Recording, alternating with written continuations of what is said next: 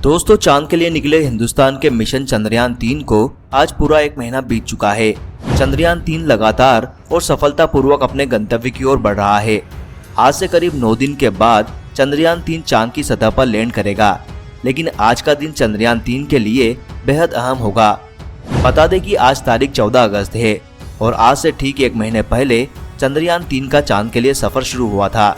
14 जुलाई को चंद्रयान 3 आंध्र प्रदेश के श्री हरिकोटा में सतीश धवन अंतरिक्ष केंद्र से चंद्रमा के लिए निकला था।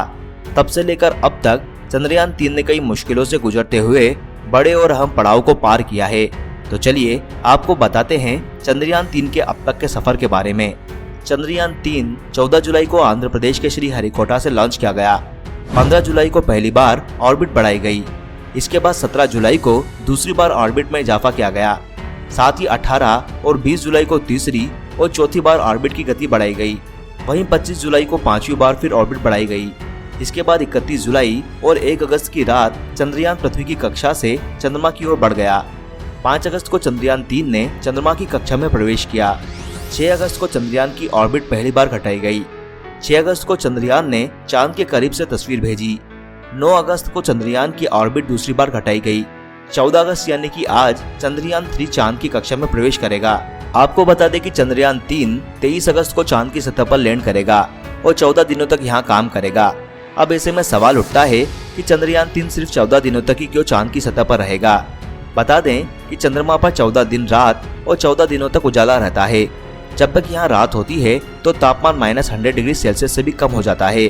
चंद्रयान के लैंडर और रोवर अपने सोलर पैनल से पावर जनरेशन करेंगे, इसीलिए वो 14 दिनों तक तो पावर जनरेट कर लेंगे, लेकिन रात होने पर पावर जनरेशन प्रोसेस रुक जाएगी। पावर जनरेशन नहीं होगा तो इलेक्ट्रॉनिक्स भयंकर ठंड को झेल नहीं पाएंगे। इस स्थिति में उनमें खराबी आना शुरू हो जाएगी। अब तक चांद के लिए जो मिशन भेजे गए हैं वे चांद के उत्तर या फिर मध्य में लैंड करने के लिए भेजे गए हैं। यहाँ लैंडिंग के लिए जगह समतल है और सूरज की सही रोशनी भी है। लेकिन इस बार भेजा गया भारत का मिशन पहले से अलग है, क्योंकि इस बार की कोशिश है कि वो चांद के दक्षिणी ध्रुव में लैंडिंग की सही जगह खोज पाए। दक्षिणी ध्रुव चांद का वो इलाका है जहाँ रोशनी नहीं पहुँच पाती। इस जगह पर चांद की सतह पथरीली, उबड़ खाबड़ और गड्ढों से भरी हुई है।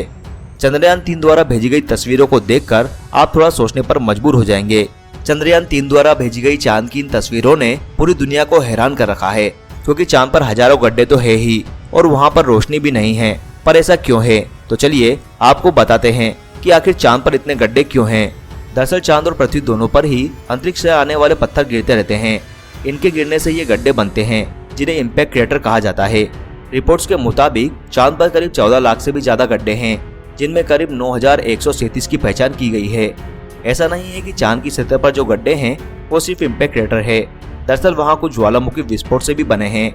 बता दें कि नासा ने चंद्रमा पर सबसे बड़ा गड्ढा 17 मार्च 2013 को देखा था। ये गड्ढा 40 किलो के पत्थर से बना था, जो करीब 90,000 किलोमीटर प्रति घंटे की रफ्तार से टकराया था।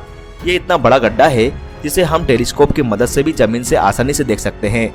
आपको बता दें कि चांद पर बने ये बड़े बड़े गड्ढे कभी भी भरते नहीं हैं। दरअसल इसका कारण चांद पर ना तो पानी होना है और न ही वहाँ हवा चलती है, इसलिए वहाँ पर मिट्टी कटती नहीं है। इसीलिए क्रेटर कभी भी भरते नहीं हैं, बल्कि वैसे के वैसे ही बने रहते हैं। जबकि आमतौर पर पृथ्वी पर गड्ढों में पानी भर जाता है और मिट्टी जमा हो जाती है, यहाँ तक कि उस पर पौधे भी उग जाते हैं। आपको जानकर हैरानी होगी कि चंद्रमा पर ज्यादातर गड्ढे 200 साल पुराने हैं। आपको बता दें कि मिशन चंद्रयान 3 अमेरिका के लिहाज से भी अहम है, क्योंकि अमेरिका साल 2025 में चांद की इसी सतह पर इंसान को भेजना चाहता है। अगर भारत के चंद्रयान 3 को सॉफ्ट लैंडिंग में सफलता मिली, यानी कि मिशन सक्सेसफुल रहा, तो अमेरिका, रूस और चीन के बाद भारत ऐसा करने वाला चौथा देश बन जाएगा। वैसे तो चांद की इस रेस में कई सारे देश शामिल है।